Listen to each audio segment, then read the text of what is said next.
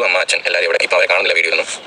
ഒരു കാര്യം ഞാൻ ആദ്യം കൂടി പറഞ്ഞോട്ടെ, നമ്മളെല്ലാവരും മനുഷ്യരാണ്. നമുക്ക് വിഷമങ്ങളുണ്ട്, ദേഷ്യങ്ങളുണ്ട്, സങ്കടങ്ങളുണ്ട്. ഇതെല്ലാം ഉള്ള പച്ചയായ മനുഷ്യരാണ് ഞാനും മുരളിയും എല്ലാവരും ഈ കണ്ടുകൊണ്ടിരിക്കുന്ന നിങ്ങളും. അപ്പം നമ്മൾ ആരും റോബോട്ട്സ് ഒന്നുമല്ല.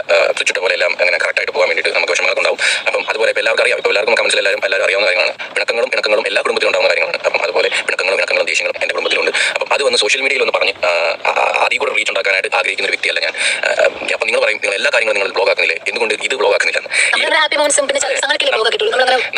നമ്മുടെ ലൈഫിൽ ഉണ്ടാകുന്ന ഹാപ്പി ആയിട്ടുള്ള സംഭവങ്ങൾ, ട്രാവൽ, നമ്മുടെ കുടുംബമായിട്ടുള്ള യാത്ര, സന്തോഷമായിട്ടുള്ള നിമിഷങ്ങൾ, എൻ്റെ കുഞ്ഞിനെ ജനിച്ച നിമിഷങ്ങൾ, ഇതൊക്കെ നമ്മുടെ ലൈഫിൽ ഉണ്ടാകുന്ന വളരെ സന്തോഷമായിട്ടുള്ള നിമിഷങ്ങളാണ്. അതാണ് നമ്മൾ നിങ്ങളുടെ എത്തിക്കുന്നത്. അല്ലാണ്ട് നമ്മൾ ഡൗൺ സൈഡ് ഒരിക്കലും നമ്മൾ വിഷമിച്ചിരിക്കുന്നതൊന്നും ഇതുവരെയായിട്ട് നമ്മൾ ബ്ലോഗ് ചെയ്തിട്ടില്ല.